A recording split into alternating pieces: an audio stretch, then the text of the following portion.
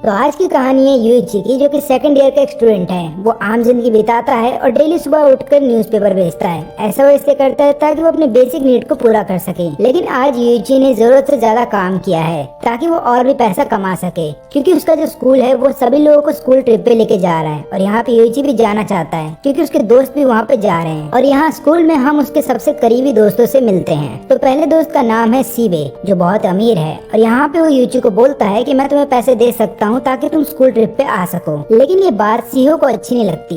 उसको ऐसा लगता है कि यहाँ पे सीबे जो है वो यूइची को अपना मनी पावर दिखाने की कोशिश कर रहा है और उसको ऐसा लग रहा है कि कहीं ना कहीं इससे यूइची बुरा मान जाएगा। तभी बाकी के दो दोस्त यूतोरी और टेंजी भी वहाँ पे आ जाते हैं। वो दोनों यहाँ पे सीहो को शांत कराते हैं और बोलते हैं कि सीबे को माफ कर दो, वो तो कुछ भी बोलता रहता है। तो यहाँ पे जो टेंजी है वो बहुत ज्यादा स्मार्ट है और क्लास में उसकी जो रेपुटेशन है बहुत अच्छी है। तो वहीं पे यूतोरी जो है बहुत ज्यादा शांत रहने वाली लड़की है और उसको पास में बहुत ज्यादा बुली किया गया है। तो देखा जाए तो इन पांचों की बहुत ही गहरी दोस्ती है और यहाँ पे यूइची चाहता है कि ये दोस्ती ऐसी ही बनी रहे। लेकिन अगले ही दिन सबको क्लासरूम में पता चलता है कि 2 मिलियन येन जो इन लोगों ने जमा किया था स्कूल ट्रिप के लिए वो चोरी हो गया है। जिसके बाद सीहो क्लास में बोलती है कि जो भी चोर है वो सामने आ जाए और माफी मांग ले, हम उसे माफ कर देंगे। लेकिन ऐसा होता नहीं, क्योंकि जिसने भी चोरी की है वो अपनी आइडेंटिटी खुद से रिवील क्यों करेगा। लेकिन जो सिचुएशन है वो और भी ज्यादा खराब हो जाती है जब सीबे और सीहो दोनों ही स्कूल आना बंद कर देते हैं और काफी दिनों से ये लोग स्कूल नहीं आते हैं। जिसके बाद सभी क्लासमेट्स को ऐसा लग रहा होता है कि इन्हीं दोनों ने चोरी की होगी। फिर एक दिन यूइची को एक लेटर मिलता है उसके घर के बाहर। उस लेटर में लिखा होता है भेजने वाले का नाम और वो होता है सीहो का। उसमें वो लिखती है कि मेरे से स्कूल में आके मिलो। फिर ये भागते हुए उधर पे जाता है। उधर पे ये देखता है कि उसके बाकी के चारों दोस्त भी वहीं पे है और वो सब लोग पूछ रहे होते हैं कि यूइची तुमने हमें यहाँ पे क्यों बुलाया है। लेकिन यहाँ पे फिर सबको पता ये चलता है कि एक्चुअली में किसी ने भी किसी को नहीं बुलाया था। ये तो इनके नाम के लेटर एक दूसरे को दिए गए थे ताकि सब लोग यहाँ पे आ सके। जब तक ये लोग इस चीज का कुछ कर पाते, यहाँ पे यूइची को पीछे से करंट लगता है। जिसके बाद यहाँ पे यूइची बेहोश होने वाला था और वो देखता है कि उसके दोस्तों को कोई किडनैप कर रहा है। अब यूइची जब बेहोश हो जाता है तब वो अपनी माँ को और टीचर को याद कर रहा होता है, जहाँ पे उसके टीचर उसको बता रहे होते हैं कि पैसा इस दुनिया का सबसे इम्पोर्टेंट चीज है। और वहीं पे उसकी माँ उसको बताती है कि दोस्त हैं जो सबसे इम्पोर्टेंट हैं। अब यहाँ पे यूइची को जब होश आता है तो वो देखता है कि उसको और उसके दोस्तों को एक रूम के अंदर बंद रखा गया है और वहाँ पे एक डॉल उनके सामने आता है। और इस डॉल को देखते ही यूतोरी समझ जाती है कि ये डॉल का नाम है मनाबो, क्योंकि ऐसा ही एक कैरेक्टर बहुत पहले एनिमेटेड शो में आता था। तभी मनाबो इनको बताता है कि आप सभी लोग पार्टिसिपेट करने वाले हैं एक गेम में, और अगर आप गेम जीत जाते हैं तो पर राउंड आपको 2 मिलियन येन दिए जाएंगे, और अगर आप ये गेम कंप्लीट करते हैं तो आपको टोटल 20 मिलियन येन दिए जाएंगे और इन्हीं पैसों से तुम्हें अपना कर्जा चुकाना होगा। तब यूइची बोलता है कि हमने तो तुमसे कोई कर्जा नहीं लिया, तो हम ये गेम क्यों खेले। तब मनाबो बताता है कि तुमने नहीं लिया, लेकिन तुम पांचों में से किसी एक ने 20 मिलियन येन लेके रखा है हमसे कर्ज, और वो तुम्हें चुकाना होगा। तब यहाँ पे तेंजी बोलता है कि पहली बात तो ये कि तुमने हमें किडनैप कर लिया है, जिसके बाद हम तुम्हारी कंप्लेन कर सकते हैं, और ऊपर से तुम्हारे पास क्या एविडेंस है कि हमने तुमसे कोई कर्ज लेके रखा है। तभी मनाबो बताता है कि तुम में से किसी एक ने 2 मिलियन येन पहले डिपॉजिट कर दिए हैं इस गेम को स्टार्ट करने के लिए। और यहाँ पे मनाबो इन सभी लोगों को ये बताने की कोशिश कर रहा होता है कि जिस भी व्यक्ति ने तुम्हें इस गेम के अंदर फंसाया है तुम सबको, उसी ने तुम्हारे स्कूल के पैसे को भी चुराया है। इसके बाद मनाबो बताता है कि तुम लोग चाहो तो गेम से बाहर जा सकते हो, लेकिन एक बात याद रखना, तुम लोगों ने जो डिपॉजिट कर रखा है 2 मिलियन येन का, वो तुम्हें वापस नहीं मिलेगा। और जिस भी व्यक्ति ने हमसे 20 मिलियन येन का कर्जा लेके रखा है उसे अकेले ही उस पैसे को चुकाना होगा। लेकिन अगर तुम सब लोग पार्टिसिपेट करने को तैयार होते हो तो उस पैसे को तुम पांचों में इक्वली डिस्ट्रीब्यूट कर दिया जाएगा, यानी कि हर किसी के हिस्से में 4 मिलियन येन आएंगे। और जैसे जैसे तुम गेम को जीतते जाओगे वो पैसे कम हो जाएंगे, लेकिन जब तुम गेम को हारोगे तो वो पैसे डबल हो जाएंगे। मैं तुम लोग को टाइम देता हूँ ताकि तुम लोग बैठ करके डिसाइड कर लो कि तुम्हें क्या करना है। तब यहाँ पे सीहो बताती है कि एक काम करते हैं, हम लोग गेम में पार्टिसिपेट करते हैं, क्योंकि जिस भी व्यक्ति ने पैसा लिया है वो हमारे में से कोई एक है और वो हमारा दोस्त है, तो दोस्त होने के नाते हमें उसकी हेल्प करनी चाहिए। अब यहाँ पे सभी लोग सीहो की बात से एग्री कर रहे होते हैं, लेकिन यहाँ पे यूइची सोच रहा होता है कि उसे क्या करना चाहिए। या तो वो यहाँ से जा सकता है गेम को छोड़ करके, क्योंकि उसने कर्जा नहीं लिया, नहीं तो फिर उसे यहाँ पे रुक करके अपने दोस्तों का साथ देना होगा। और आखिरी में यूइची फैसला करता है कि वो अपने दोस्तों का साथ देगा और इसके बाद सब लोग इस गेम में पार्टिसिपेट करने को तैयार हैं। उनका पहला गेम स्टार्ट होता है एक रूम के अंदर, जहाँ पे टेबल टेबल के ऊपर एक बहुत बड़ा कॉइन रखा गया है और हर किसी के नेम के बैजेस भी वहाँ पे रखे गए हैं और इन्हीं बैजेस के ऊपर लगातार इनको शो होता रहेगा कि इनके ऊपर कितना कर्जा है। तो अभी फिलहाल के लिए हर किसी के ऊपर 4 मिलियन येन का कर्जा हो रखा है, लेकिन गेम स्टार्ट हो जाने के बाद ये लोग नहीं दिखा सकते कि इनके ऊपर कितना कर्जा है, और अगर ऐसा किया जाता है तो जो भी व्यक्ति ऐसा करता है उसका अमाउंट डबल कर दिया जाएगा। फिर इसके बाद इन्हें गेम समझाया जाता है। तो इन सभी के सामने एक बहुत बड़ा सा टेबल है जिसके ऊपर एक बहुत बड़ा सा कॉइन है। इस कॉइन के ऊपर इन्हें अपना हाथ रखना है और फिर सभी लोगों से एक एक करके क्वेश्चंस पूछे जाएंगे, जहाँ पे अगर इन सबको ऐसा लगता है कि इस क्वेश्चन का आंसर यस होना चाहिए तो कॉइन ऑटोमेटिकली यस के ऊपर चला जाएगा। लेकिन अगर इनमें से किसी एक को भी ऐसा लगता है कि इस क्वेश्चन का आंसर नो होगा तो कॉइन नो के ऊपर चला जाएगा। और ये जो गेम है ये टेस्ट करेगा कि इनके अंदर कितनी यूनिटी है, और ऊपर से गेम के दौरान इनमें से कोई भी किसी से बात नहीं कर सकता, लेकिन जो क्वेश्चन पढ़ रहा है केवल वही अपना मुंह खोलेगा। और अगर इस रूल को तोड़ा गया तो तुम्हारा जो डेब्ट है उसको फिर से 2 गुना बढ़ा दिया जाएगा। और आखिरी का जो रूल है वो इन लोगों को एक वार्निंग के तौर पे दिया जाता है कि इस गेम के खत्म हो जाने के बाद जिसका सबसे कम स्कोर आएगा उस व्यक्ति के कर्जे में बाकी सबका कर्जा भी जोड़ दिया जाएगा। और गेम स्टार्ट होने से पहले इन लोगों को बताया जाता है कि इस गेम को अगर जीतना है तो अपनी यूनिटी बना के रखना। और इसी के साथ गेम स्टार्ट हो जाता है, जहाँ पे सीबे को बोला जाता है सबसे पहला क्वेश्चन पढ़ने के लिए। सीबे बोलता है कि क्या माउंट फूजी जापान का सबसे बड़ा माउंटेन है। क्वेश्चन बहुत ही सिंपल है और यहाँ पे सबको लगता है कि कॉइन यस की तरफ जाएगा, लेकिन सब लोग इस बात से हैरान हो जाते हैं जब कॉइन नो की तरफ चला जाता है, जिसकी वजह से इन लोगों का जो चांस होता है अपने कर्जे को कम करना वो और भी कम हो जाता है। और इसी दौरान हम देखते हैं कि यहाँ पे सीहो कुछ बोलना चाहती थी, लेकिन यहाँ पे यूची और टेंजी उसे मना करते हैं ऐसा करने से, क्योंकि अगर उसने ऐसा किया तो वो रूल को तोड़ देगी। फिर सेकंड क्वेश्चन पूछा जाता है सीहो के द्वारा, जो कि बहुत ही इजी क्वेश्चन था और हर किसी को लगता है कि इसका आंसर यस होगा, लेकिन तभी कॉइन नो की तरफ चला जाता है। और इस राउंड के बाद ये बात कंफर्म हो जाती है कि इनके बीच में कोई एक ऐसा है जो इन्हें धोखा दे रहा है। और यहाँ पे यूची को ऐसा लगता है कि सीबे वो व्यक्ति है जो इन्हें धोखा दे रहा है। अब ऐसा उसको इसलिए लगता है क्योंकि कुछ दिनों पहले सीबे जाकर के सीओ से मिलता है और उसे प्रपोज करने की कोशिश कर रहा था, लेकिन सीओ इसके लिए मना कर देती है और जब वो जबरदस्ती करता है तो उसे पंच मारती है, जिसके बाद वो उससे बात करना बंद कर देती है। और सीबे फिर लगातार हर किसी को बोल रहा होता है कि प्लीज जाकर के सीओ को मनाओ, लेकिन कोई भी ऐसा कर नहीं रहा था। लेकिन आखिरी में फिर यूची जाता है सीओ के पास और फिर यहाँ पे सीबे की तरफ से बात करता है, लेकिन आखिरी में फिर सीओ मान जाती है और वो उससे बात करने लगती है। लेकिन यहाँ पे यूची को ऐसा लग रहा होता है कि कहीं यही तो कारण नहीं कि सीबे यहाँ पे सबको धोखा दे रहा है और यहाँ पे वो अपना बदला लेना चाहता है। और यहाँ पे गेम में अब तीसरा क्वेश्चन पूछा जाता है टेंजी के द्वारा,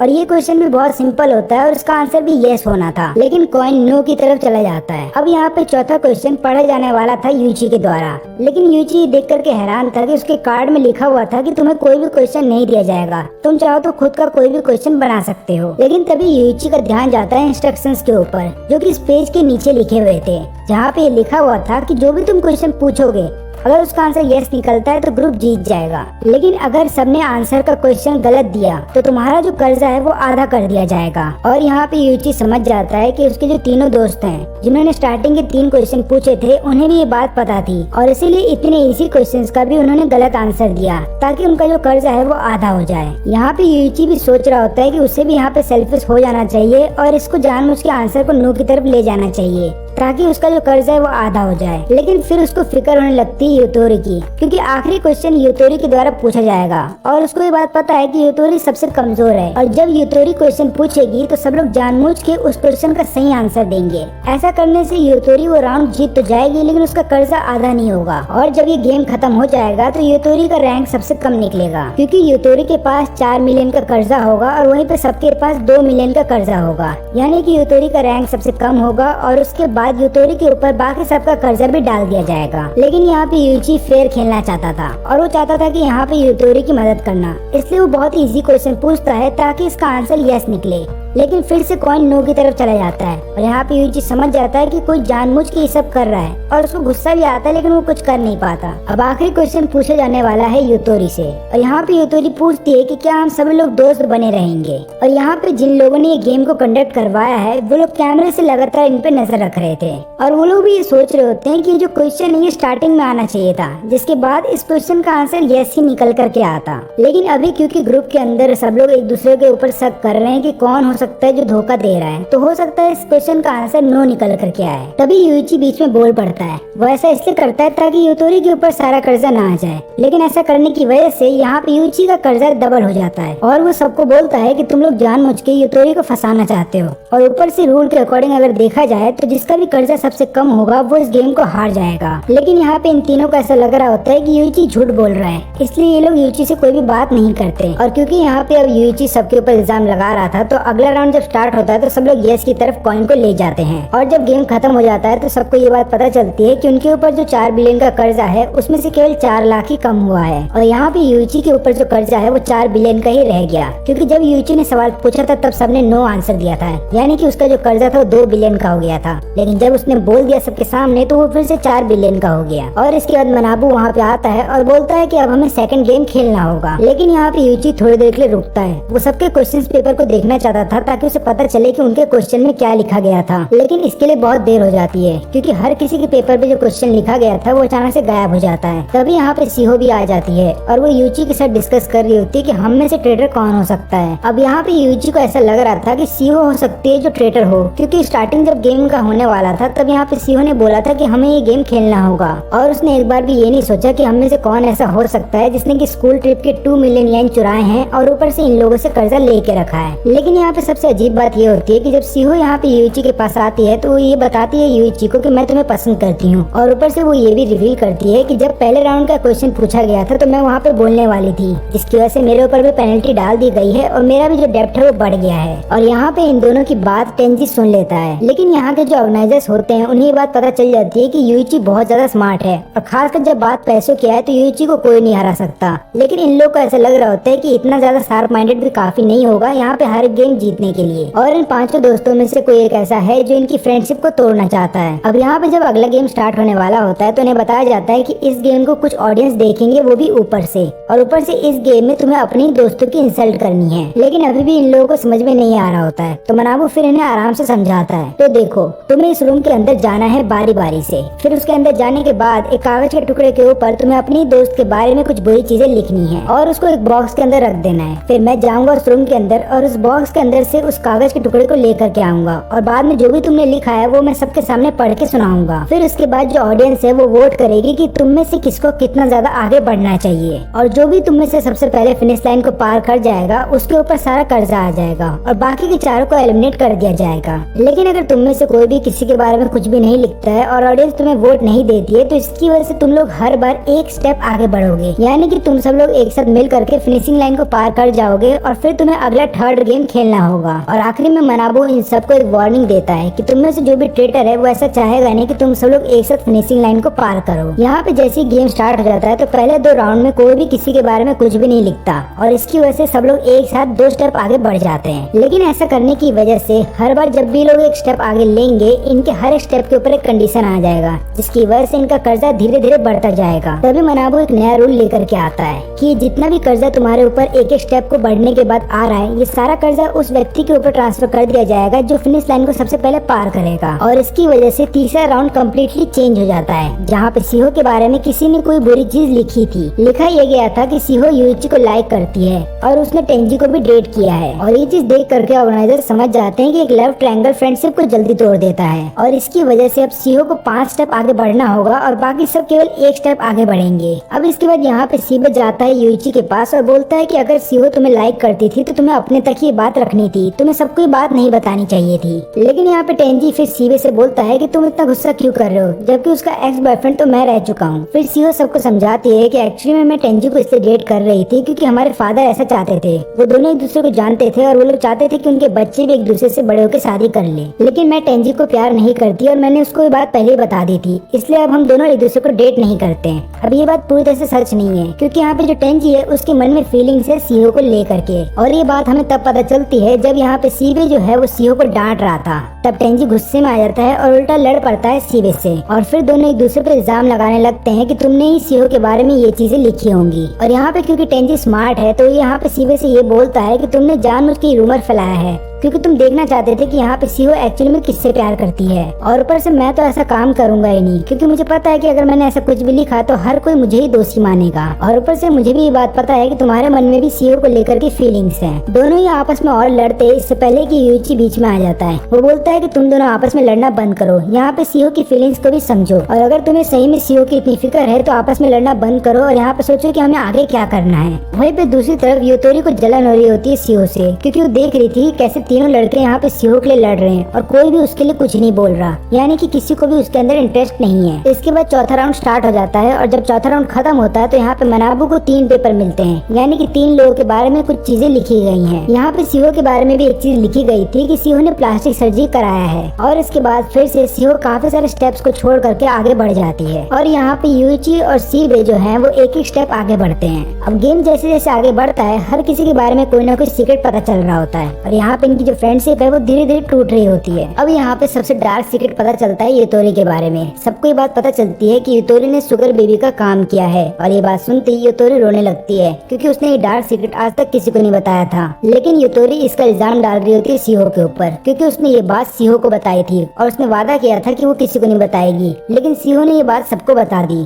वहीं पे दूसरी तरफ सीबे इस बात पे लगातार कमेंट करने लगता है और यूतोरी के पास्ट को लेकर के गलत गलत चीजें बोल रहा होता है। तो टेंजी को आ जाता है गुस्सा और वो एक पंच मारता है, और फिर वो यूइची को बोलता है कि तुम जाओ और यूतोरी को संभालो। फिर इसके बाद काफी सारे राउंड कंप्लीट हो जाते हैं और अब हम देखने को मिलता है कि यहाँ पे टेंजी है जो सबसे पीछे चल रहा है। मनाबू एक बार फिर से इन सब लोगों को रूल समझाता है, लेकिन ऐसा लग रहा है कि अब कोई भी रूल में इंटरेस्टेड नहीं है और किसी को भी अपने कर्जे से कोई फर्क नहीं पड़ता, क्योंकि ये लोग एक ऐसे मोड़ पे आ गए हैं जहाँ पे इनकी फ्रेंडशिप अब टूटने वाली है। फिर यूतोरी अपने पास्ट के बारे में बताती है। वो बोलती है कि मुझे काफी ज्यादा बुली किया जाता था और कोई भी टीचर मेरी मदद नहीं करता था, और जो लोग मुझे बुली करते थे उन लोगों से बचने के लिए मैं उन्हें पैसे दिया करती थी। अब लगातार तो मैं पैसे जमा नहीं कर पाती थी अपने घर से, तो पैसे जमा करने के लिए मैं शुगर बेबी का काम करने लगी। फिर मेरे को एक अमीर बुढ़ा मिल गया जिसके साथ स्टार्टिंग में तो मैं खाना खाया करती थी, बाद में आगे चल करके वो मेरी फोटो लेने लगा। लेकिन जब वो बात आगे बढ़ गई और उसने मेरे साथ फिजिकल होने की कोशिश की तो मैं वहाँ से भाग आई। मेरा यकीन करो मैंने इसके अलावा कुछ भी नहीं किया। लेकिन जो ऑडियंस थे वो लोग यूतोरी की बात पे यकीन नहीं करते,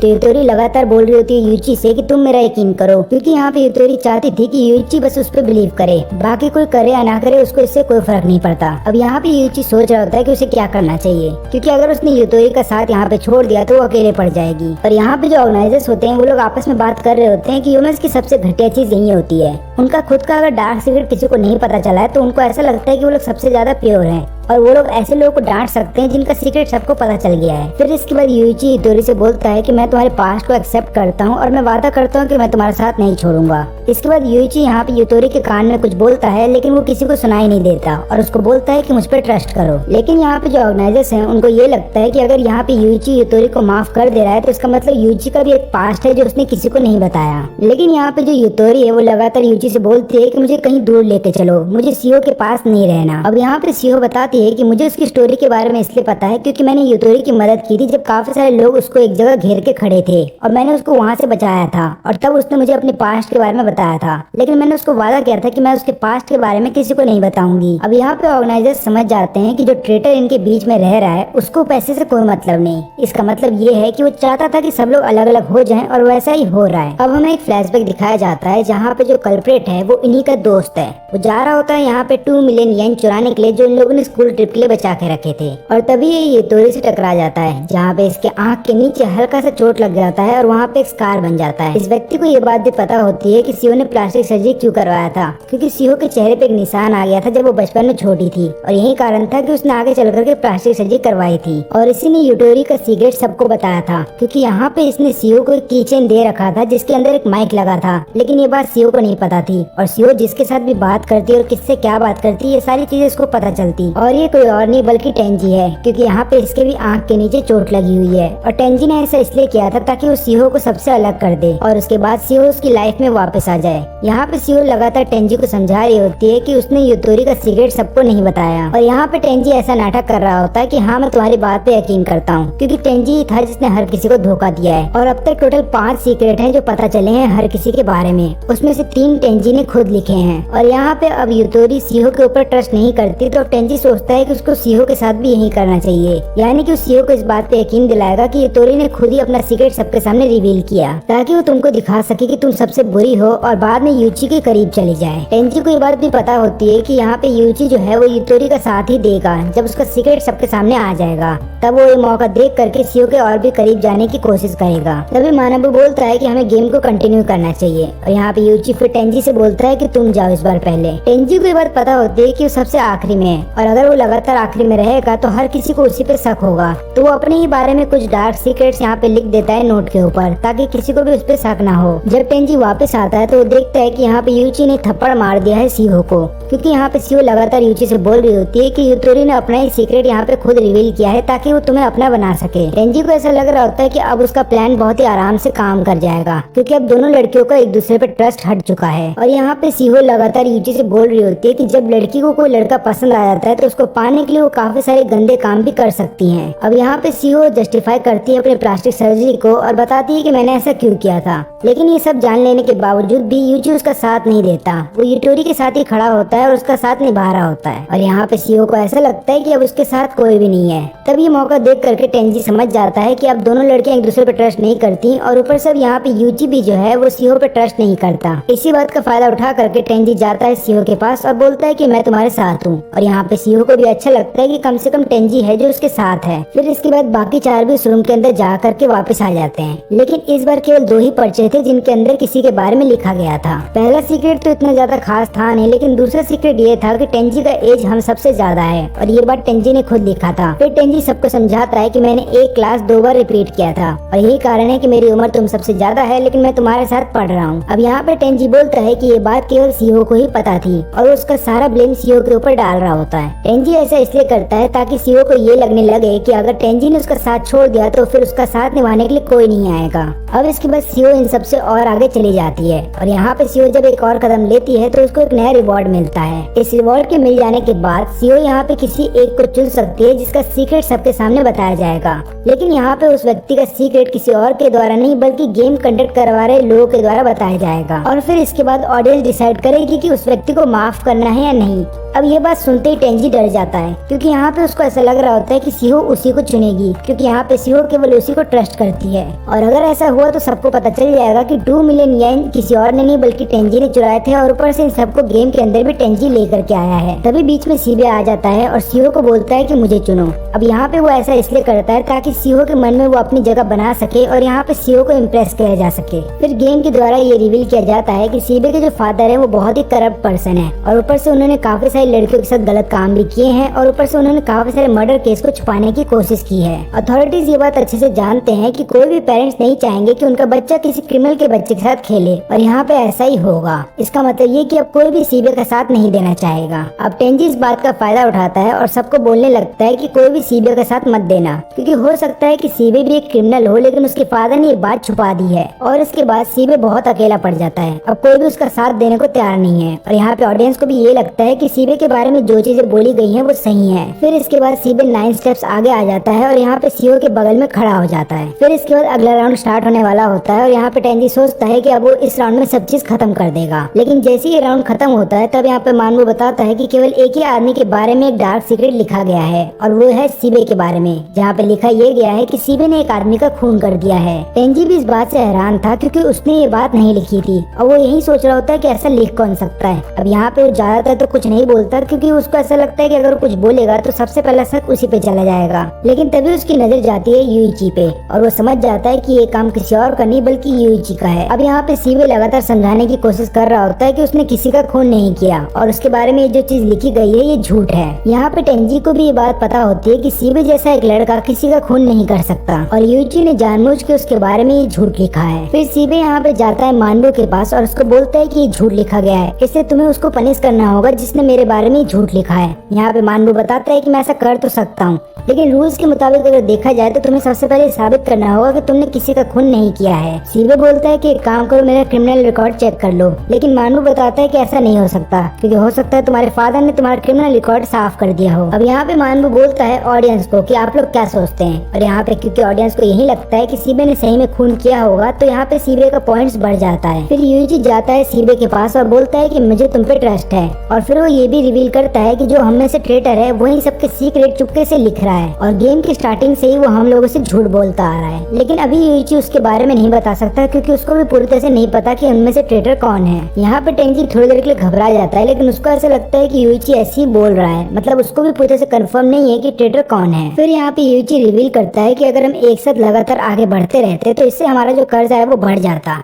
तब यहाँ पे फायदा केवल गेम के अथॉरिटीज का होता, लेकिन जो ऑडियंस इस गेम को देख रही है उनका कोई फायदा नहीं होता। और ऊपर से हमने अभी देखा कि किस तरीके से सीईओ को एक रिवॉर्ड दिया गया था अगले स्टेप पे, तो उसी तरीके से हम एक साथ अगर आगे बढ़ते रहते तो हमें भी काफी सारे रिवॉर्ड दिए जाते। इसका एक ही मतलब है कि जब हम फिनिशिंग लाइन को पार कर जाते वो भी एक साथ, तब हमारा कर्जा जो है वो एक जैसा ही रहता, ना तो ज्यादा बढ़ता और ना ही ज्यादा घट जाता। लेकिन इन सभी लोगों को ये बात समझने में बहुत देर हो गई है। तभी यूजी एक प्लान के साथ आता है। वो बोलता है कि सीबे अब क्योंकि सबसे आगे चल रहा है तो हम अपने बारे में कोई ना कोई डार्क सीक्रेट पेपर के ऊपर लिखेंगे, ताकि हम सब लोग भी सीबे तक पहुंच जाएं, और कोई भी इस रूल को नहीं तोड़ेगा। यानी कि कोई भी सीबे के बारे में कोई भी बुरी चीज नहीं लिखेगा, बल्कि अपने बारे में ही लिखेगा। और किसी ने अगर अपने बारे में ना लिख करके सीबे के बारे में लिखा तो हम समझ जाएंगे कि ट्रेडर कौन है। लेकिन टेंजी इससे डिसएग्री कर देता है और बोलता है कि मैं इसको नहीं करने वाला। अगर तुम्हें पता है कि ट्रेडर कौन है तो उसका नाम अभी बता दो। अब यहाँ पे टेंजी जानबूझ के यूजी से लगातार सवाल पूछ रहा होता है, क्योंकि उसको पता है कि यूजी को असली में ट्रेडर कौन है ये नहीं पता, और ऐसा करने से वो यूजी के ऊपर प्रेशर बनाएगा, जिसके बाद यूजी घबरा जाएगा। लेकिन यहाँ पे यूजी कुछ भी नहीं बताता, और जब अगला राउंड स्टार्ट होता है तो उसका रिजल्ट बहुत ही हैरान करने वाला था, क्योंकि इस बार 10 चिट्ठियां निकलती हैं जिसमें कि हर किसी के बारे में कुछ न कुछ लिखा हुआ था, और इसकी वजह से यूजी का जो प्लान होता है वो फेल हो जाता है। तब यहाँ पे टेंजी उसको बोलता है कि अब तुम्हें बताना ही पड़ेगा कि ट्रेडर कौन है। लेकिन यहाँ पे यूजी शांत रहता है और बोलता है कि मुझे नहीं पता कि ट्रेडर कौन है, मैंने तो ये कहानी ऐसी बनाई थी और मुझे लगा था मेरा प्लान सक्सेसफुल हो जाएगा, लेकिन ऐसा हुआ नहीं। और यहाँ पे अब टेंजी पूरे कॉन्फिडेंस में आ जाता है कि उसका प्लान अब एग्जीक्यूट कर जाएगा और वो सीईओ को सबसे अलग कर देगा। और ये गेम तब तक चलता रहता है जब तक कि सीईओ आखिरी स्टेप तक ना पहुंच जाए। और अब सीईओ क्योंकि आखिरी स्टेप तक पहुंच गई थी तो एक और स्टेप उसको लेना है, और उसके बाद वो थर्ड गेम में पहुंच जाएगी। इसका मतलब ये है कि अब सीईओ चाहे कुछ भी कर ले वो पीछे नहीं हट पाएगी। लेकिन तभी गेम के अथॉरिटीज को ये बात पता चलती है कि यूजी स्टार्टिंग से इस गेम को मैनिपुलेट कर रहा था और किसी को पता भी नहीं चला। यहाँ पे यूजी चाहता था कि हर कोई एक साथ मिल करके काम करे ताकि ट्रेडर का पता लगाया जा सके। और यहाँ पे यूजी बोलता है कि अगले राउंड के लिए हम सब लोग एक एक पर्चा लेंगे और उसके अंदर लिखेंगे कि मैं वही व्यक्ति हूँ जो इन सबको गेम के अंदर ले करके आया हूँ। ऐसा लिखने से होगा यूँ कि अगर हमने झूठ लिखा है तो गेम वाले हमें पनिश करेंगे और हम सब लोग थर्ड राउंड में चले जाएंगे। लेकिन हम में से जो ट्रेटर है उसको पनिशमेंट नहीं दी जाएगी और वो यहीं पे रुका रहेगा। और यहाँ पे सबसे पहले टेंजी को भेजा जाता है लिखने के लिए, क्योंकि सीईओ सबसे ज्यादा ट्रस्ट उसी को कर रही है। अब यहाँ पे टेंजी घबरा जाता है, लेकिन उसको समझ में नहीं आता कि उसे क्या करना चाहिए। फिर वो सोचता है कि उसे वही करना चाहिए जो अभी यूजी बोल रहा है, और बाद में जब वो पकड़ा जाएगा तो वो बहाना मार देगा कि उसने ऐसा क्यों किया था। लेकिन जब रिजल्ट आता है तो हर कोई हैरान रहता है, क्योंकि यहाँ पे केवल टेंजी था जिसने कि अपने पेपर पे कुछ लिखा था, बाकी सबने अपना पेपर ब्लैंक छोड़ दिया। फिर इसके बाद टेंजी रोते हुए बहाना मार रहा होता है कि उसने ये सब क्यों किया। लेकिन यहाँ पे यूजी बोलता है कि ये बहाने बाद में मारना, पहले ये बताओ कि तुमने क्या क्या किया है। अब यहाँ पे होता यूँ है कि यूजी को स्टार्टिंग से ही शक था टेंजी के ऊपर, और गेम स्टार्ट होने से पहले उसने ये देखा कि कौन कौन ट्रस्ट के लायक है, इसलिए उसने बताया कि वो सीईओ के साथ स्टार्टिंग से ही मिलकर के काम कर रहा था। और यहाँ पे जब वो रूम के अंदर गया तो उसने 2 पर्चे निकाले थे, और अथॉरिटीज को उसने ये दिखाने की कोशिश की कि उसने पर्चे के ऊपर कुछ लिखा है, लेकिन एक्चुअली उसने पर्चा ब्लैंक छोड़ दिया था, और सेकंड पर्चे पे उसने कुछ लिखा था जो उसने सीईओ को दे दिया।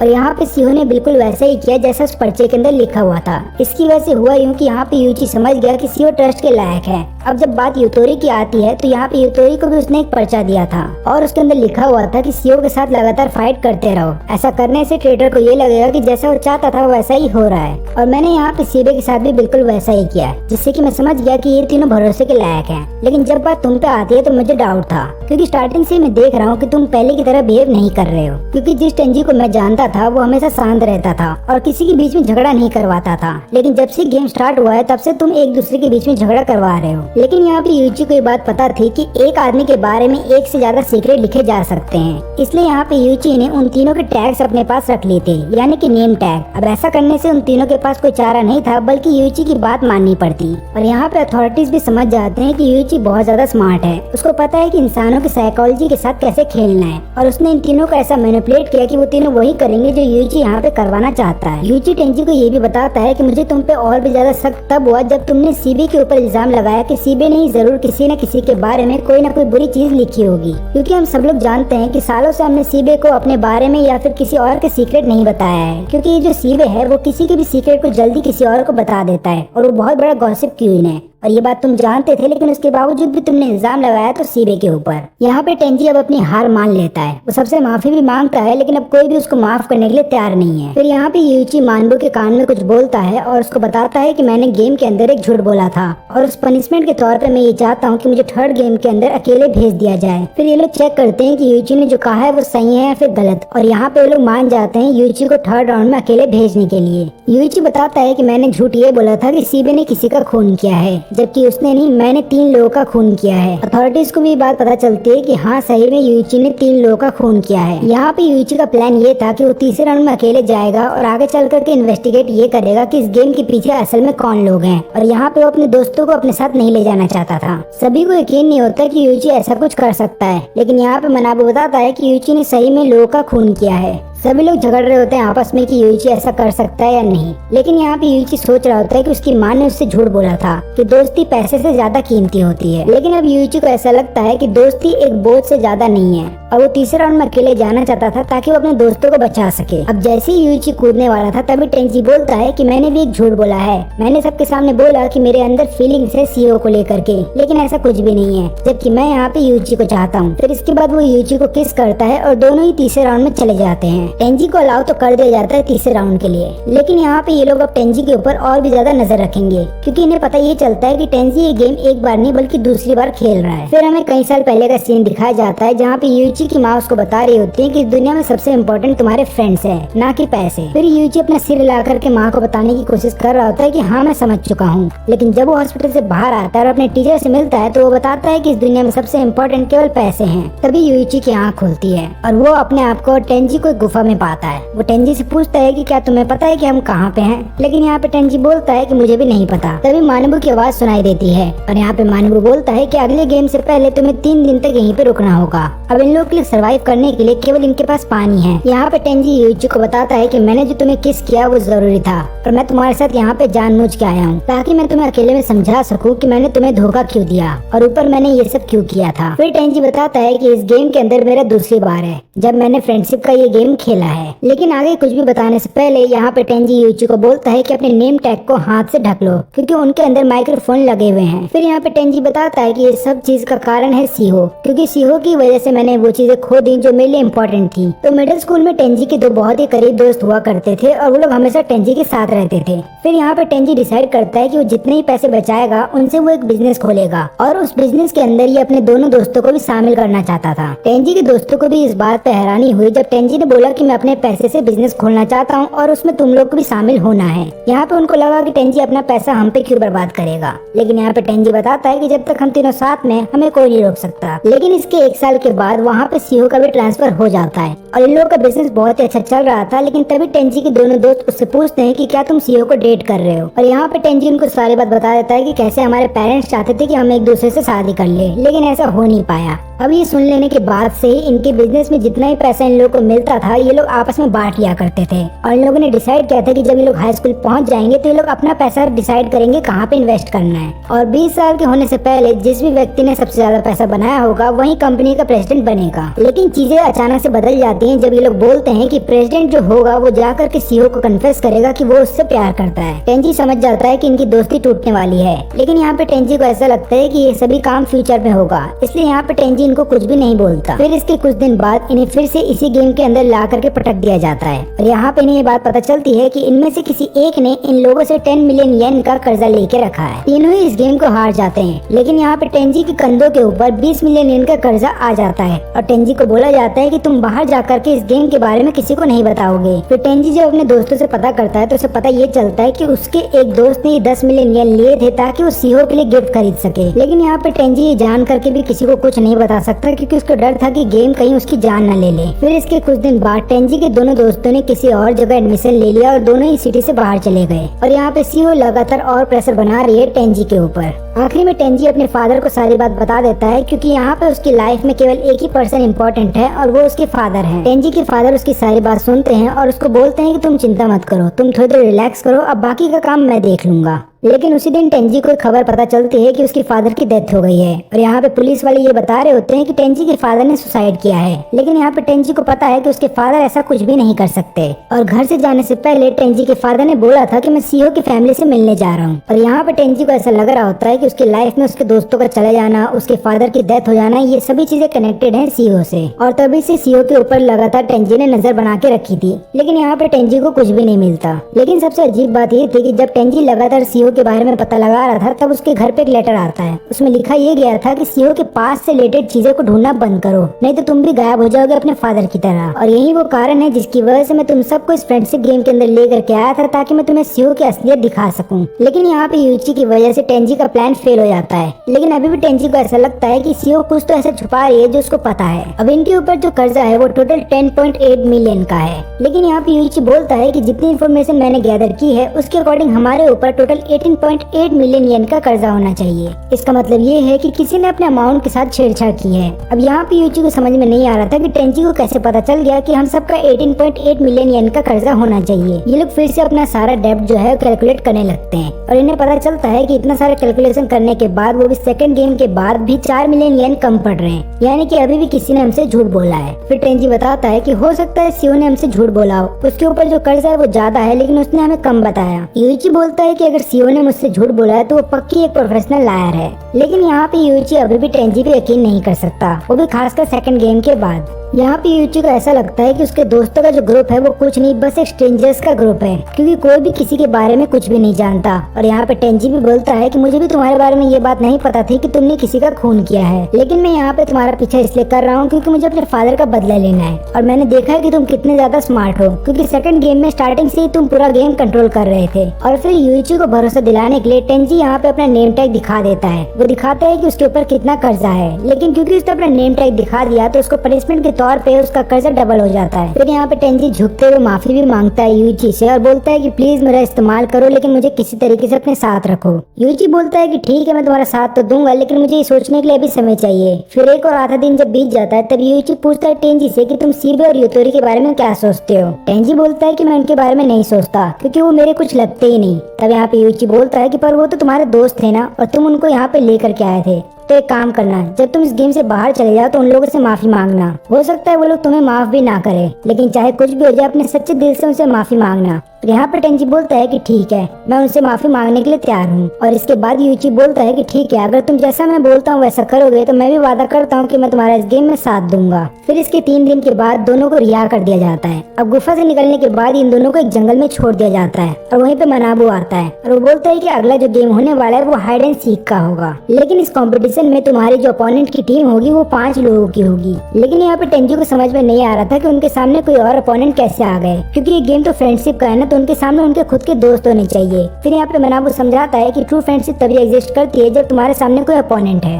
एग्जाम्पल के तौर पे जैसे कि तुम्हारा कोई दोस्त है लेकिन वो तुम्हें धोखा दे रहा है और तुम सामने वाले अपोनेंट की टीम को देखते हो कि वो लोग 5 जन हैं लेकिन एक साथ मिलकर रह रहे हैं, तब तुम्हारे मन में जलन होगी और आगे चल करके तुम अपने दोस्त पे कभी ट्रस्ट नहीं करोगे। और इस गेम का मेन मकसद भी यही है। इस गेम के अंदर ये देखा जाएगा कि तुम अपने दोस्त पे कितना ज्यादा ट्रस्ट करते हो, चाहे कुछ भी हो जाए तुम्हें अपना ट्रस्ट नहीं खोना है। तो गेम बहुत ही सिंपल है, तुम दोनों टीम में से कोई भी एक प्लेयर जा करके छुप जाएगा और उसको ढूंढने की जिम्मेदारी अपोनेंट की टीम की होगी। और यहाँ पे उस टीम के पास डिसएडवांटेज होगा जिसके पास कम प्लेयर्स हैं, लेकिन जिस टीम के पास ज्यादा प्लेयर्स हैं उनके पास एडवांटेज रहेगा।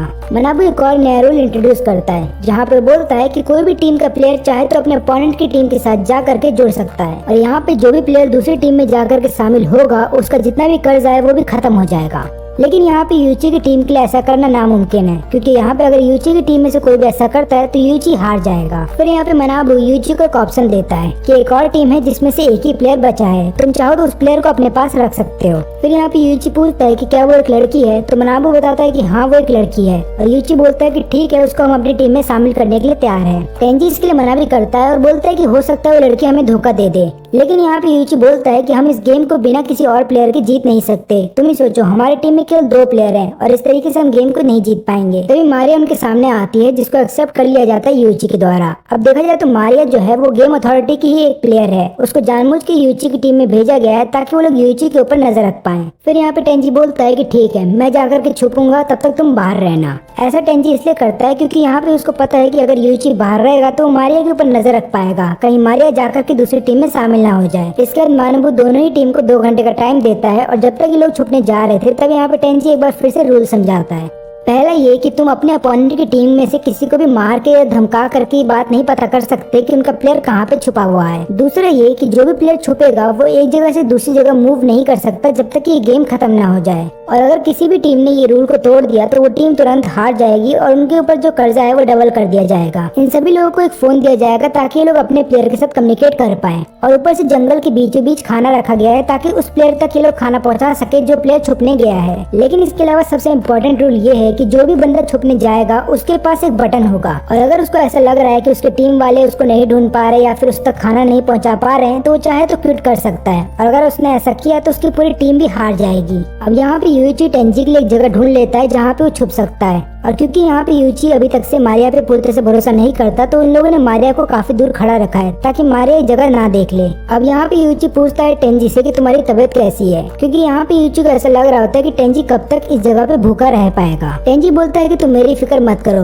मैं वादा करता हूँ कि मैं इस बटन को कभी प्रेस नहीं करूंगा क्योंकि मुझे तुम पे भरोसा है। और यहाँ पे यूची बोलता है कि ठीक है, मैं वादा करता हूँ कि मैं तुम्हारे लिए वापस यहाँ पे जरूर आऊंगा। इसके बाद यूची वहाँ से चला जाता है और 2 दिन बीत जाते हैं, लेकिन अभी भी यूची एक बार भी टेंजी से मिलने के लिए नहीं आया। जब से गेम स्टार्ट हुआ है तब से टेंजी ने कुछ भी नहीं खाया, और ऊपर से 2 दिन और बीत चुके हैं लेकिन उसने कुछ भी नहीं खाया। इसके अलावा उसने पानी तक भी नहीं पिया है। और यहाँ पे टेंजी अब शक कर रहा होता है कि क्या यूची उसके लिए सही में आएगा भी या नहीं। टेंजी ये भी सोच रहा होता है कि हो सकता है यूची ने अपने साइड बदल लिया हो, यानी कि वो दूसरी टीम में जाकर के मिल गया हो, लेकिन अगर ऐसा होता तो ये गेम वहीं पे खत्म हो जाता। यहाँ पे टेंजी ये भी सोचता है कि हो सकता है यूची मुझे जानबूझ के टॉर्चर कर रहा है, क्योंकि प्रीवियस गेम में जो भी मैंने उन लोगों के साथ किया वो उसका बदला लेना चाहता है। इसके बाद टेंजी यूची को कॉल करता है, लेकिन यहाँ पे यूची नहीं उठाता बल्कि अपोनेंट टीम के प्लेयर्स उठाते हैं, और वो यहाँ पे टेंजी को बताते हैं कि यूची हमारे साथ आराम से बैठकर खाना पानी खा रहा है और वो मौज मस्ती कर रहा है, उसको तुम्हारी कुछ भी नहीं पड़ी। अगर उसको तुम्हारी पड़ी होती तो अब तक तुम्हें ढूंढने जाता, लेकिन उसने एक बार भी तुम्हें ढूंढने की कोशिश नहीं की है,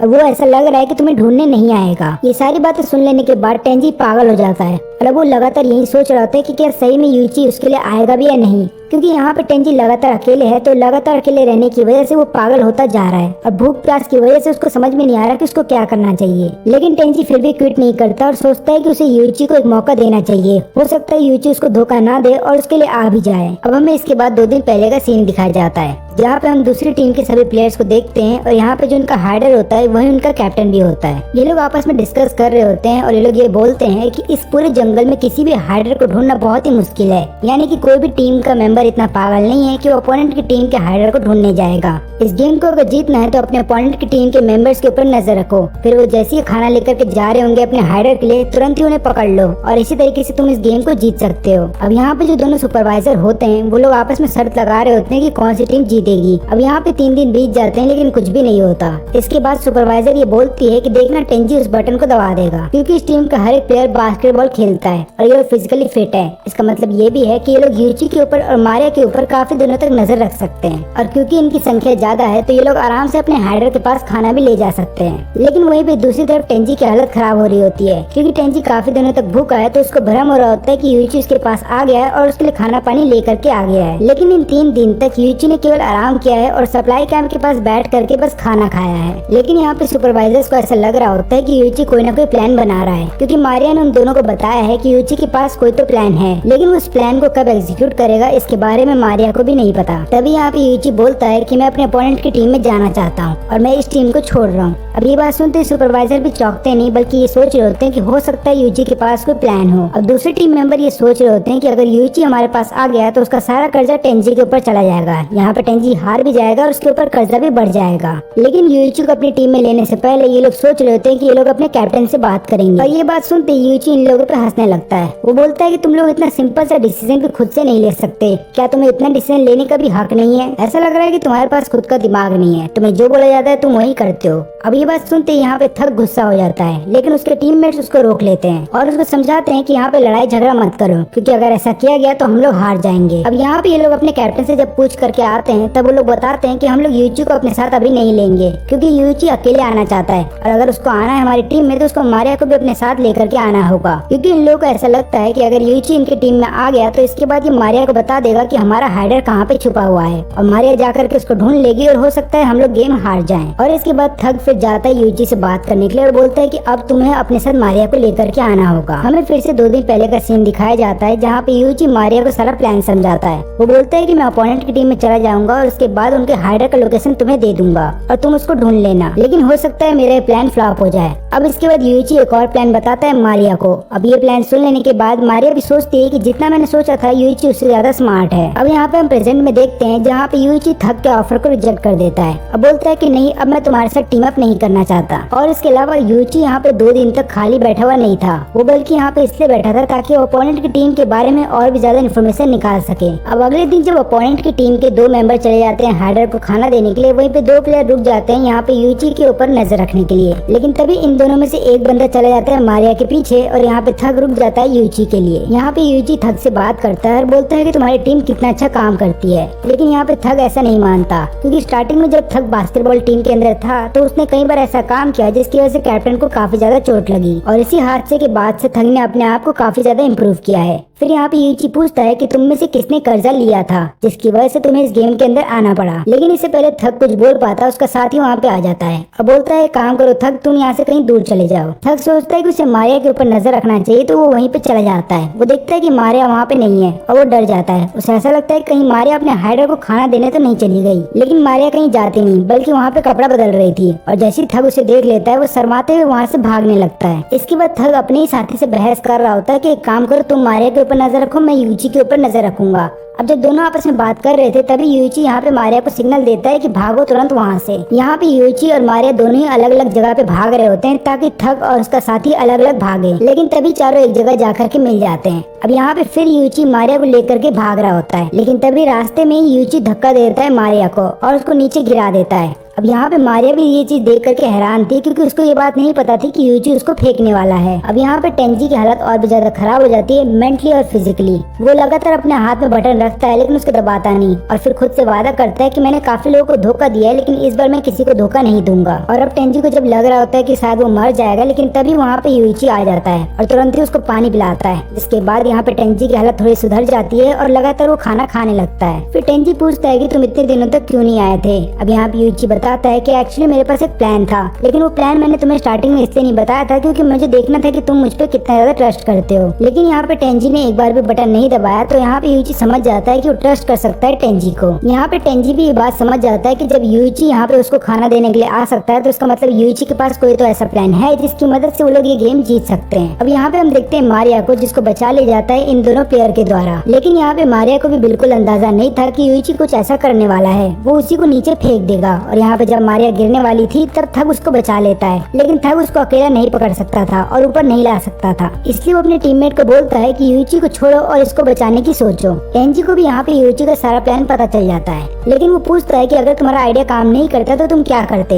यहाँ पे यूची बताता है कि देखो, इन 3 दिनों में मैंने काफी लोगों की पर्सनैलिटी को पढ़ा है और मुझे पता है कि वो लोग कैसे हैं। एग्जाम्पल के तौर पे तुम थग को ले लो, वो दिखने में बहुत ज्यादा गुस्से वाला है और शॉर्ट टेम्पर है, लेकिन उसके बावजूद भी वो दिल का बहुत अच्छा है और उसने जो पास्ट में गलतियाँ की हैं उसका उसको पछतावा हो रहा है और वो लड़कियों की रिस्पेक्ट करता है। इसलिए जब मैंने मारिया को धक्का दिया तो मुझे पता था कि थग जरूर उसकी हेल्प करने जाएगा। और जहाँ तक रही बात उसके साथी की, तो मैंने ये भी चीज देखा है कि उसका साथी लगातार थग का साथ देता है तो इसका मतलब ये है कि जब थक मारिया की हेल्प करेगा तो यहाँ पे उसका साथी भी थक का हेल्प करेगा। लेकिन यहाँ पे यूइची को ये बात भी पता होती है कि ये दोनों आपस में लड़ सकते हैं, बस इन्हें लड़वाने वाला कोई चाहिए और ये काम मारिया करेगी। और मारिया ने ऐसा करना स्टार्ट भी कर दिया। अब यहाँ पे सप्लाई कैंप में जब आ जाते हैं थक और उसका साथी तो दोनों आपस में लड़ने लगते हैं। और यहाँ पे थक बोल रहा होता है कि मैं मारिया की टीम में चला जाऊंगा ताकि मैं उसकी प्रोटेक्शन कर सकूं। तो होता यूं है कि जब ये दोनों मारिया को बचा लेते हैं तो यहाँ पे मारिया थक को नहीं बल्कि उसके साथी को थैंक यू बोलती है, क्योंकि मारिया अभी भी थक से गुस्सा थी क्योंकि थक ने उसे कपड़े बदलते हुए देख लिया था। थक फिर उससे माफी मांगता है और यहाँ पे मारिया बोलती है कि ठीक है, मैंने तुम्हें माफ कर दिया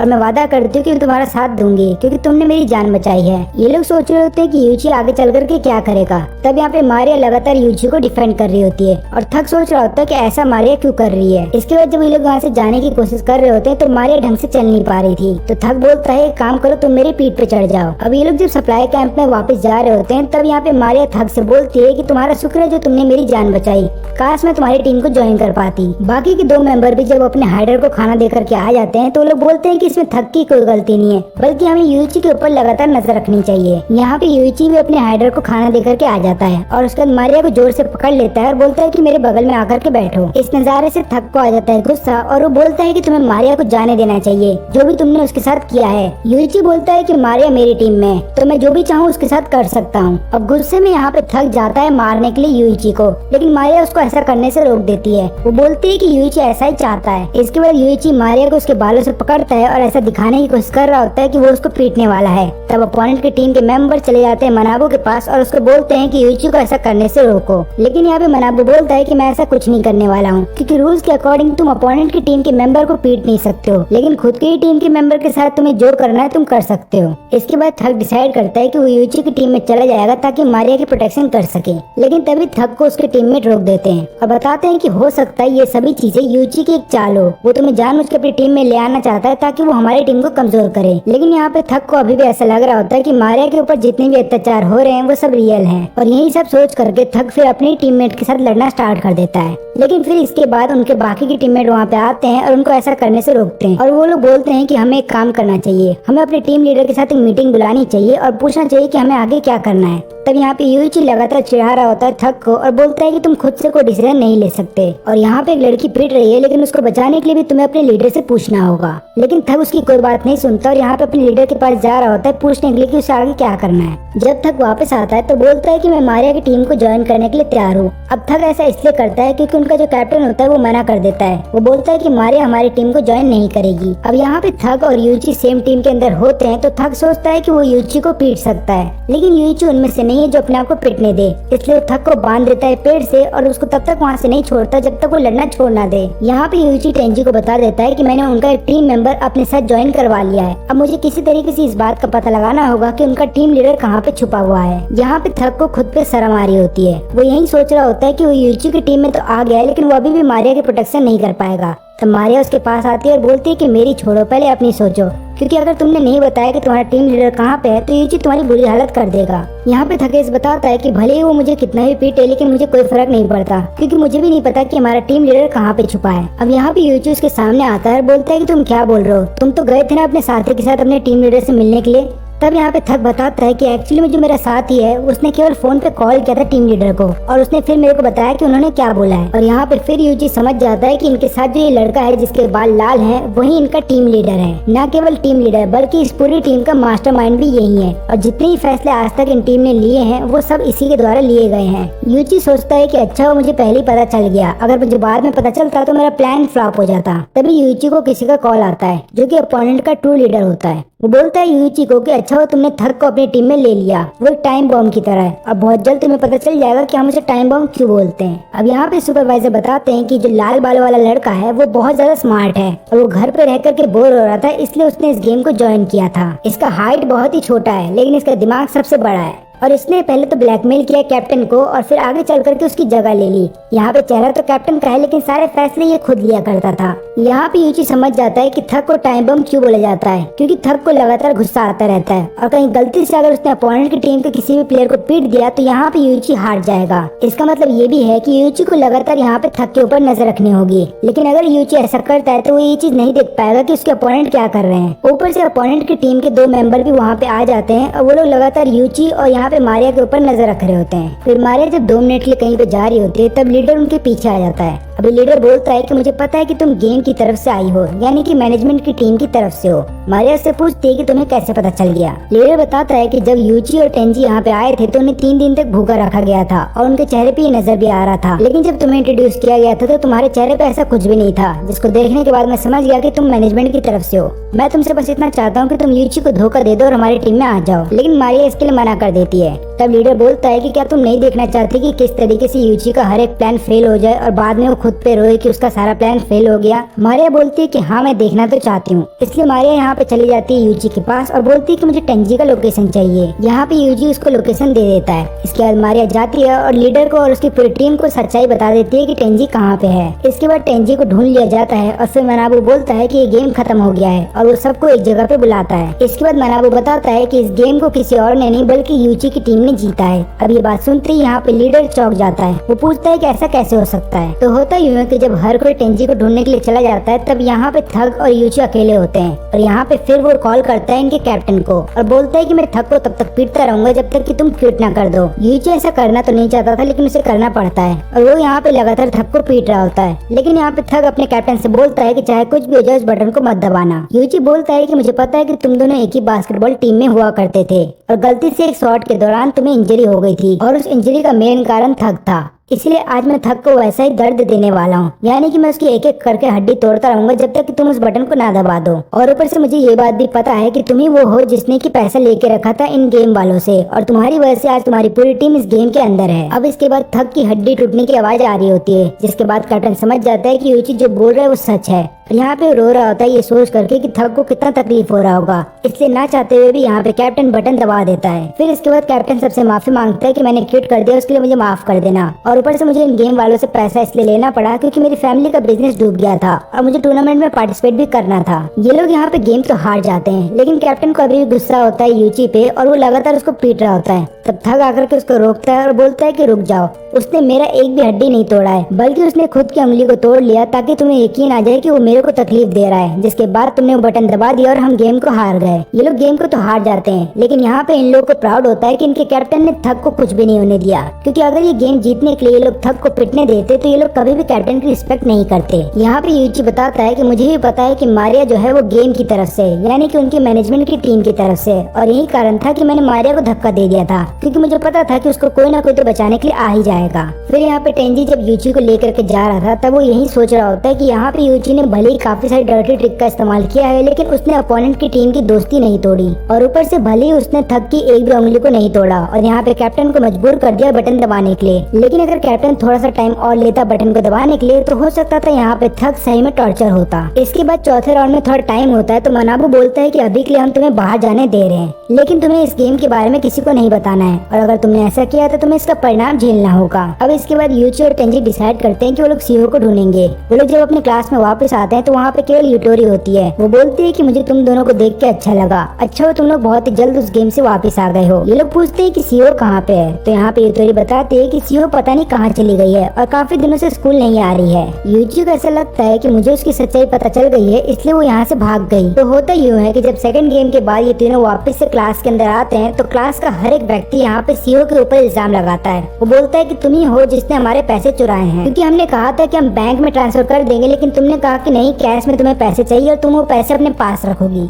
इसके बाद यहाँ पे सीबे जो है वो बताना चाहता था सबको सच्चाई कि एक्चुअली में पैसे टेंजी ने चुराए हैं, लेकिन अगर वो ऐसा करता है तो गेम के रूल को तोड़ देगा। इसलिए यहाँ पे सीबे जो है सामने आता है और बोलता है कि चिंता मत करो, मैं तुम सबके पैसे कल लौटा दूंगा। और इसके कुछ दिन बाद हम देखते हैं कि सीबे के फादर को अरेस्ट कर लिया जाता है, क्योंकि यहाँ पे हर किसी को पता चल गया था कि सीबे के फादर ने क्या क्या गलत काम किए हैं और इसी वजह से उन्हें अरेस्ट कर लिया जाता है। लेकिन यहाँ पे यूची समझ जाता है कि एक्चुअली में सीबे ने जाकर के अपने फादर को सारी सच्चाई बताई होगी और बोला होगा कि उसको 2 मिलियन किस लिए चाहिए और यही कारण है कि उसके फादर को अरेस्ट कर लिया गया। अगले दिन सीबे सबसे माफी भी मांगता है कि मैं तुम्हारे पैसे नहीं लौटा पाऊंगा, लेकिन यहाँ पे सब लोग उसको बुली करने लगते हैं। यहाँ पे सीओ के साथ भी यही हो रहा था, इसलिए दोनों ही स्कूल से बाहर चले जाते हैं और उस दिन के बाद से दोनों स्कूल आना बंद कर देते हैं। ये लोग जब सीबे के घर जाते हैं उससे मिलने के लिए तो उन्हें पता ये चलता है कि सीबे के फादर की डेथ हो गई है और यहाँ पे उसके मर्डर का इल्जाम किसी और पे नहीं बल्कि सीबे के ऊपर लगा दिया गया है। सीबे जब यहाँ पे टेंजी और यूची को देखता है तो वो समझाने की कोशिश कर रहा होता है कि मैंने खून नहीं किया। यहाँ पे टेंजी उसकी मदद के लिए आगे बढ़ रहा होता है, लेकिन यूची उसको ऐसा करने से रोक देता है। यूची यहाँ पे ऐसा इसलिए करता है क्योंकि उसको डर था कि कहीं टेंजी जोश में आकर के गेम के बारे में सबको बता ना दे। अब यहाँ पे टेंजी देखता है कि सीओ के फादर यहाँ पे लेकर के जा रहे हैं सीबे को, और यहाँ पे टेंजी बताता है कि जब मेरे फादर की डेथ हुई थी तब वहाँ पे सीओ के फादर थे।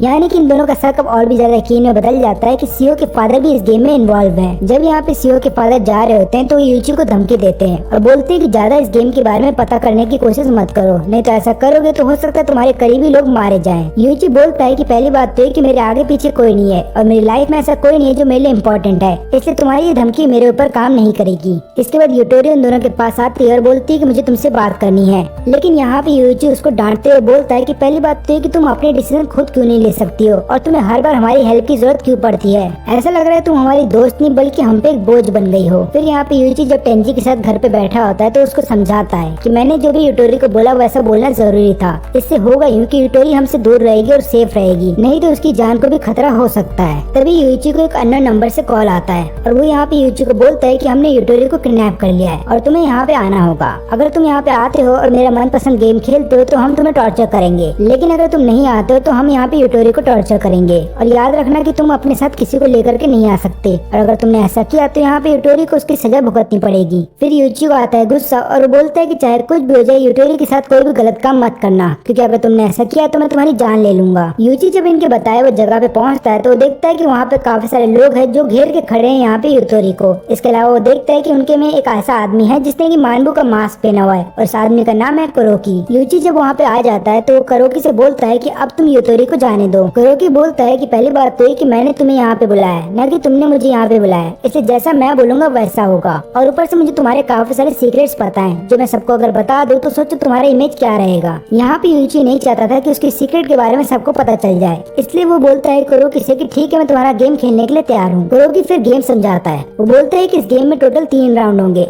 जहाँ पे हर राउंड में तुम्हें फिजिकली टॉर्चर किया जाएगा, लेकिन यहाँ पे यूटोरी चाहे तो उस पनिशमेंट को खुद के ऊपर ले सकती है। लेकिन यहाँ पे यूटोरी को जब टॉर्चर किया जाएगा तो उसमें दर्द कम होगा, लेकिन जब यूटोरी को टॉर्चर किया जाएगा तो तब तुम बीच में नहीं बोल सकते। अगर तुमने ऐसा किया तो तुम दोनों को ही टॉर्चर किया जाएगा। तो देखा जाए तो यहाँ पे यूटोरी के ऊपर सारा फैसला है कि वो खुद को चुनती है टॉर्चर के लिए या फिर यूची को। तो पहला राउंड स्टार्ट होता है जहाँ पे बहुत ही हट्टा कट्टा आदमी उन्हें पंच मारेगा। अगर यूटोरी खुद को चुनती है टॉर्चर के लिए तो उसे केवल एक ही पंच मारा जाएगा, लेकिन अगर वो यूची को चुनती है तो यूची को टोटल 3 पंच मारे जाएंगे। लेकिन अगर यूटोरी यहाँ पे कुछ भी नहीं बोलती तो लास्ट में यूची को ही टॉर्चर किया जाएगा। अब यहाँ पे जब यूटोरी से पूछा जाता है कि तुम किसको चाहती हो टॉर्चर करना, खुद को या फिर यूची को, लेकिन यहाँ पे यूटोरी कोई जवाब नहीं दे रही थी। फिर यहाँ पे यूची उसको सिग्नल करता है बॉडी के जरिए कि मैं इस टॉर्चर को झेल लूंगा। यहाँ पे कुरोकी बोलता है कि भले ही तुमने बात नहीं की लेकिन तुमने अपनी बॉडी का इस्तेमाल किया, इसलिए अब टॉर्चर तुम्हें झेलना होगा। इसके बाद यूची को लगातार 3 पंच मारे जाते हैं, लेकिन यहाँ पे यूची सोचता है कि ये पंच बहुत ही हल्के थे क्योंकि कैप्टन ने जो पंच मुझे मारा था वो अलग ही लेवल का था। इसके बाद यूटोरी बोलती है कि चिंता मत करो, सेकंड वाला टॉर्चर मैं अपने ऊपर झेल लूंगी। तभी कुरोकी जो है यूटोरी का हाथ टेबल के ऊपर रखता है और बोलता है कि इस वाले टॉर्चर के अंदर तुम्हारे नेल्स को उखाड़ा जाएगा।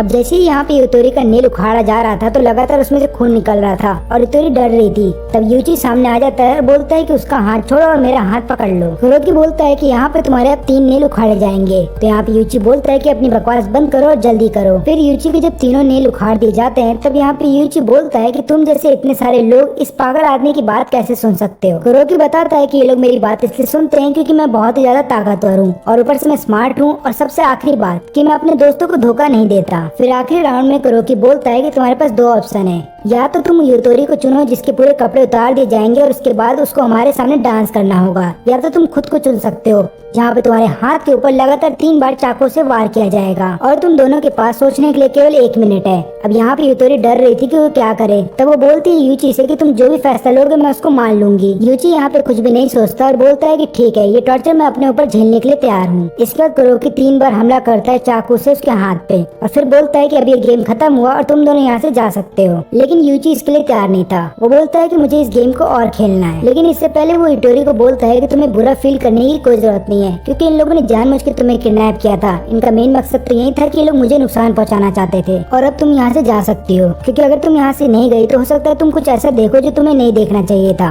लेकिन यहाँ पे यूटोरी नहीं जाती और बोलती है कि मैं अब तुम्हारा साथ दूंगी। यूची फिर यहाँ पे कुरोकी को बोलता है है कि अगर तुम मेरे साथ एक गेम खेलते हो तो मैं तुम्हें 10 मिलियन येन दूंगा, और तुम्हें तो मेरे पास्ट के बारे में सब चीज पता है, तो तुम्हें तो पता ही होगा कि मेरे पास 10 मिलियन से भी ज्यादा है। कुरोकी इसके लिए मान जाता है। फिर यूची बोलता है कि हम लोग रॉक पेपर सीजर का एक नॉर्मल गेम खेलेंगे। अब इस गेम में होगा यूं कि अगर मैं हारता हूँ तो मैं वादा करता हूँ कि मैं तुम्हें 10 मिलियन येन दूंगा, लेकिन अगर तुम हार गए तो मैं तुम्हारी एक एक करके फिंगर को काट दूंगा। अब फिंगर कटेंगी एक पैटर्न के अकॉर्डिंग, जैसे कि अगर तुम्हारा सीजर आया तो तुम्हारी 2 फिंगर काटी जाएंगी, अगर तुम्हारा पेपर आया तो तुम्हारी 5 फिंगर काटी जाएंगी, और अगर तुम्हारा रॉक आया तो तुम्हारा कुछ भी नहीं काटा जाएगा। लेकिन यहाँ पे यूची के हाथ पे बैंडेज बंधा हुआ है। इसका मतलब ये है कि यूची केवल रॉक का इस्तेमाल कर सकता है या फिर पेपर का, और ये बात कुरोकी समझ जाता है और उसको ऐसा लगता है कि ये गेम बहुत ही सिंपल होगा और वो आराम से हर एक गेम जीत जाएगा। यहाँ पे यूची ये भी बोलता है कि अगर यहाँ पे कुरोकी गेम को जीत गया तो वो उसके सभी टीममेट्स को भी पैसा देगा, और वो लोग फिर यहाँ पे कुरोकी को बोल रहे होते हैं कि तुम्हें ये गेम खेलना चाहिए। फिर कुरोकी गेम स्टार्ट होने से पहले पूछता है कि क्या होगा अगर हम दोनों के बीच में टाई हो गया, जैसे कि मैंने रॉक निकाला तुमने भी रॉक निकाला। तब यहाँ पे यूची बताता है कि कुछ भी नहीं होगा। यहाँ पे कुरोकी सोचता है कि अगर उसने सीजर का इस्तेमाल किया पहले राउंड में तो हो सकता है उसका 50-50 चांसेस हो जीतने का। यहाँ पे यूची समझ जाता है कि कुरोकी डरा हुआ है, और उसको समझ में आ जाता है कि कुरोकी जो पहले राउंड में चलने वाला है वो ना तो पेपर चलेगा ना सीजर, यानी कि रॉक का इस्तेमाल करेगा। और फिर कुरोकी को बोलता है कि गेम को स्टार्ट करो। पहले राउंड में दोनों ही रॉक का इस्तेमाल करते हैं, इसलिए पहला राउंड टाई हो जाता है। लेकिन जब सेकंड राउंड होता है तो यहाँ पे यूची जीत जाता है, क्योंकि यूची ने अपना दिमाग लगाया और उसने अपना दूसरा हाथ का इस्तेमाल किया, और यहाँ पे सीजर निकाल के वो यहाँ पे कुरोकी से जीत जाता है। यहाँ पे कुरोकी बोलता है कि तुमने चीटिंग की है। तब यहाँ पे यूची बोलता है कि मैंने कोई चीटिंग नहीं की, मैंने तुमसे ये नहीं कहा था कि मैं अपने दोनों हाथ का इस्तेमाल नहीं कर सकता। अब कुरोकी यहाँ पे डर जाता है और अपने साथियों को बोलता है कि यूची को पकड़ लो, लेकिन तभी एन वक्त पे वहाँ पे टेंजी आ जाता है। वो अकेला नहीं आता बल्कि गेम के ऑर्गेनाइजर्स के साथ वहाँ पे आ जाता है। लेकिन इससे पहले ये लोग कुरोकी को वहाँ पे लेकर के जाए तो यहाँ पे यूची बोलता है कि अभी हमारा गेम बचा हुआ है, क्योंकि वो मुझसे हार गया था तो मुझे उसकी 5 फिंगर चाहिए। और यहाँ पे टीम के मैनेजमेंट भी उसकी मदद कर रहे होते हैं और बोलते हैं कि ठीक है, जैसा तुम्हें ठीक लगे तुम कर सकते हो। यूची यहाँ पे कुरोकी के फिंगर्स को काटने से पहले उसको बोलता है कि मैं तुम्हें एक मौका देता हूँ, तुम चाहो तो अपने साथी में से किसी को बुला सकते हो ताकि वो तुम्हारे बदले का पनिशमेंट झेल ले, और उस व्यक्ति की केवल एक ही फिंगर काटी जाएंगी। यहाँ पे कुरोकी लगातार रोते हुए बोलता है कि प्लीज मेरी मदद करने के लिए आ जाओ, लेकिन कोई भी उसकी मदद करने के लिए आगे नहीं आता। लेकिन यहाँ पे यूची का क्योंकि काफी सारा ब्लड लॉस हो गया है तो इसकी वजह से यूची बेहोश हो जाता है। इसके बाद सुपरवाइजर यहाँ पे कुरोकी को अपने साथ लेकर के जा रहे होते हैं। रास्ते में कुरोकी को बताते हैं कि किस तरीके से यूची ने तुमको बुद्धू बनाया। उसने तुम्हें स्टार्टिंग से मैनिपुलेट किया ताकि तुम्हें ये लगे कि वो केवल रॉक निकाल सकता है या फिर पेपर निकाल सकता है, और तभी उसने दूसरे हाथ से सीजर निकाल दिया। न केवल इतना ही बल्कि तुम्हारा जो ट्रस्ट तुम्हारे गैंग मेंबर के बीच में बना हुआ था उसको भी उसने तोड़ दिया। अब यहाँ पे मारिया इन दोनों को एक ऑप्शन देती है और बोलती है कि अगर तुमने सीबे को बचाने की कोशिश की तो तुम्हारे ऊपर 500 मिलियन येन का कर्जा आ जाएगा। अब ये बात सुनते ही लोग सोच रहे होते हैं कि इनको क्या करना चाहिए। अब यहाँ पे यूची को थोड़ी देर के लिए होश आता है और वो बोलता है कि हमें सीबे की जान बचानी होगी, हम उसको गेम के हवाले नहीं कर सकते, चाहे कुछ भी हो जाए। अब मेरे लिए मनी इंपॉर्टेंट नहीं है। और अब यहाँ पे यूची चला जाता है हॉस्पिटल में, और यहाँ पे अब इन दोनों के ऊपर है कि उन्हें सीबे को कैसे बचाना है, और पूरा चौथा गेम इसी के ऊपर होगा। और इसी के साथ हमारा ये वीडियो भी खत्म होता है।